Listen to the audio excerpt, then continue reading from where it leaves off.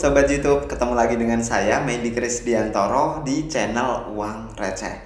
Pada kesempatan hari ini, Uang Receh akan membahas Bitcoin secara price action di time frame 4 hourly dan 1 hari, dan 3 peristiwa penting yang membuat harga kripto cukup drop belakangan ini teman-teman, terutama di awal Maret ini.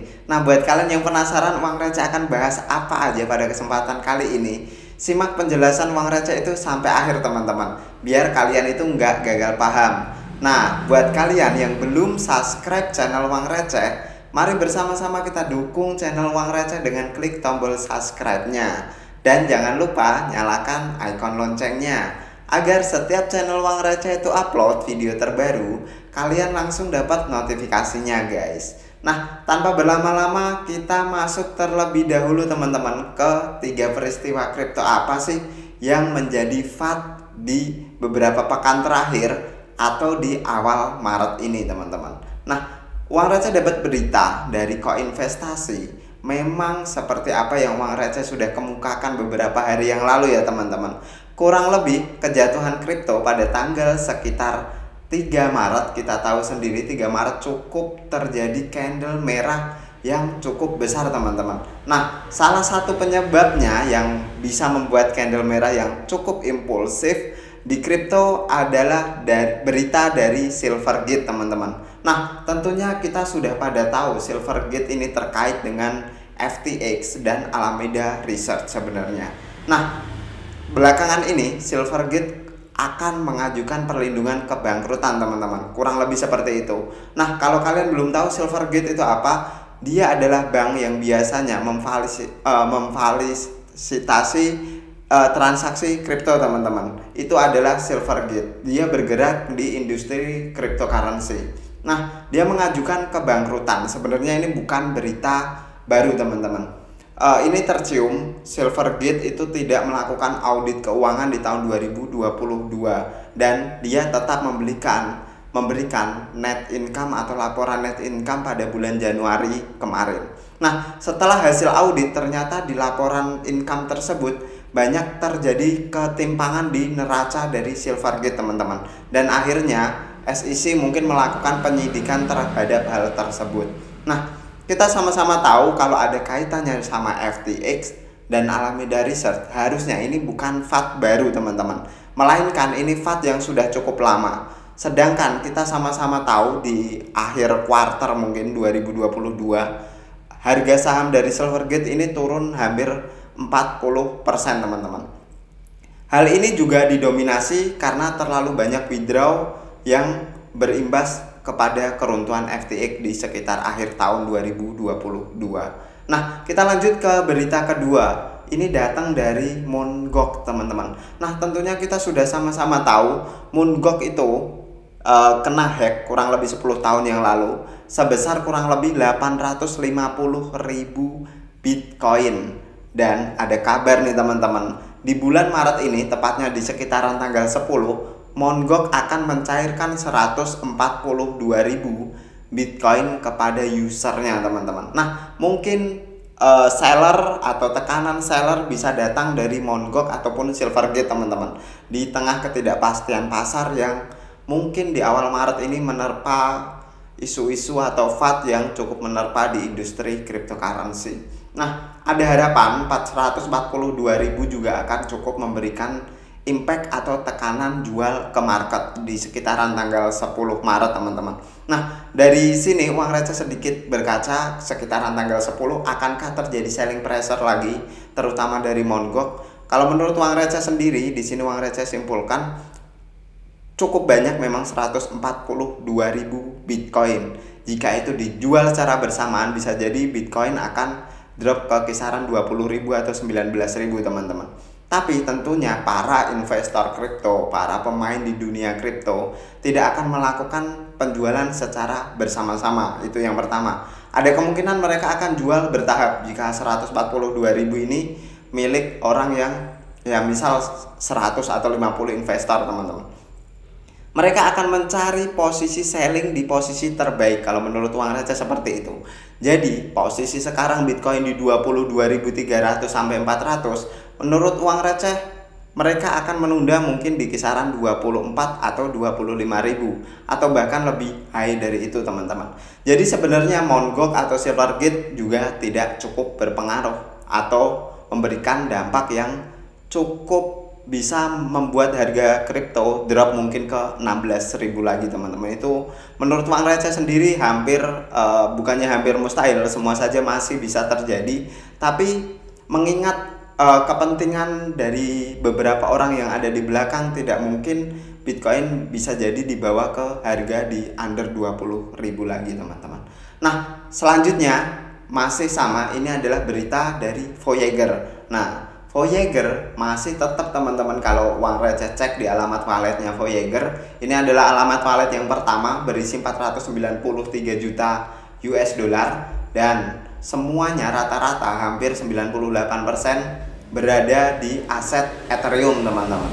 Dan untuk alamat wallet yang kedua itu sekarang hanya tinggal 213 juta US dollar dan 100% hampir di aset Ethereum. Nah, uang receh kembali cek history, tetap ada penjualan atau selling pressure Ethereum dari Voyager teman-teman.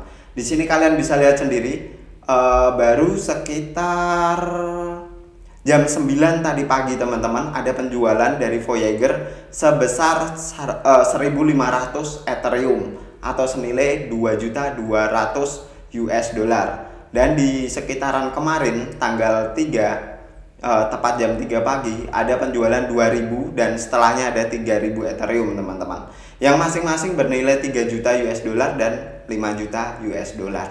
Nah, 3 faktor penting ini mungkin yang akan berpengaruh terhadap harga kripto di minggu-minggu ini. Kalau menurut uang receh sendiri yang cukup berdampak sebenarnya adalah Silvergate dan si Voyager ini teman-teman, dimana kita tahu kalau selling pressure terjadi di Ethereum dengan coin market cap terbesar kedua, bisa jadi Bitcoin juga akan ikut berpengaruh. Begitu juga jika sesuatu selling pressure terjadi di Bitcoin, otomatis altcoin juga akan berpengaruh teman-teman. Nah, kita bahas sedikit untuk time frame. Di sini uang receh akan mulai dari time frame harian. Uang receh masih tetap berpendapat atau berpikiran Bitcoin bullish teman-teman, berdasarkan time frame di harian. Nah, kita sudah menyentuh di bagian bawah untuk ascending channelnya, dan ada kemungkinan kita akan menuju ke bagian atas untuk ascending channelnya teman-teman, yaitu di kisaran 25.500an sampai 25.700 teman-teman. Nah, masih ada potensi ke arah sana, tapi tetap kita nggak boleh FOMO. Kita akan tetap amati gimana pergerakan market untuk hari-hari selanjutnya teman-teman. Potensial apa yang bisa kita manfaatkan di posisi sekarang ini? Nah, jika ada konfirmasi mungkin Bitcoin bisa tembus di kisaran level 23.000 atau 22.900an, kita bisa mengambil opportunity untuk bermain long teman-teman, dengan menempatkan stop loss yang cukup ketat di sini. Kalau menurut uang receh, kita taruh untuk stop lossnya di posisi 21.900 atau 21.500 maksimal, itu sudah cukup oke. Dengan target price tetap di kisaran harga 25.000. Nah, kita ambil sekitar 24.900 800, itu sudah cukup oke menurut uang receh. Dan jika teman-teman untuk Bitcoin ini tembus ke bawah atau breakdown ke bawah dari ascending channelnya ini, kita juga ada peruntungan untuk melakukan short position, di mana perhitungan untuk stop lossnya kita sedikit berada di atas area 23.000-an teman-teman, 23.000, 23.100. Dan untuk target price-nya, bisa target price pertama kita jual sebagian mungkin 21.500, atau kita tunggu harga sekitaran 20.300 teman-teman. Nah, itu adalah untuk time frame di hariannya. Kita masuk ke time frame for hourly. Menurut uang receh ada sesuatu yang unik juga di time frame for hourly yang perlu kalian tahu teman-teman. Nah, di sini uang receh akan besarkan dulu. Menurut uang receh apa sih yang unik? Nah, kita sudah melihat sejak tanggal 3 teman-teman. Kita sama-sama melihat sejak tanggal 3 kejatuhan yang cukup masif ini dari kasus Silvergate. Bitcoin memang tidak drop lebih jauh lagi. Itu yang mengindikasikan uang receh masih tetap bullish. Artinya belajar dari kasus-kasus sebelumnya, Biasanya kalau sebuah FAT atau sebuah berita jelek terjadi di industri kripto, kita akan dump secara masif dan hari selanjutnya juga akan masih tetap dump teman-teman. Dan di kasus Silvergate ini sesuatu yang terjadi tampak berbeda teman-teman.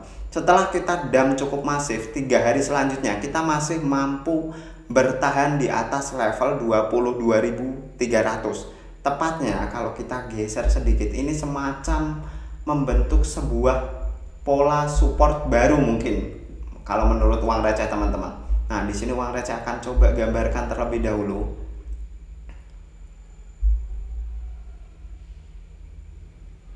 Nah, teman-teman, kurang lebih seperti ini garis dari uang receh atau support baru dari uang receh yang sekarang uang receh temukan. Uang receh akan pantau di kisaran harga ya 22.350-an teman-teman. Karena di sini kita lihat beberapa time frame di candle 4 hourly itu sebenarnya pertama kali tidak mampu menembus resisten ini.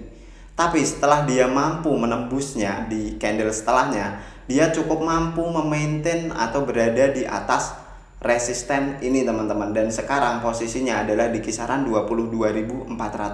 Artinya Bitcoin masih cukup punya kans sejak kejatuhan yang Silvergate ya teman-teman. Sejak kejatuhan ada berita tentang Silvergate di tanggal 3 Maret teman-teman. Setelah itu Bitcoin 3 hari ini atau ya 3 hari ini berjalan kurang lebih memang berjalan flat, tapi uang receh tetap masih optimis jika Bitcoin mampu meneruskan sesi bullishnya sejak bulan Januari teman-teman. Nah, sekian dulu untuk pembahasan uang receh. Buat kalian yang tertarik atau buat kalian yang punya opini sendiri tentang apa yang uang receh bahas, silahkan share opini kalian di kolom komentar teman-teman. Dan jangan lupa subscribe channel Uang Receh buat kalian yang tertarik dengan channel ini. Terima kasih sekali lagi buat kalian yang selalu support channel Uang Receh, dan buat kalian yang selalu tonton video Uang Receh. See you on the next video.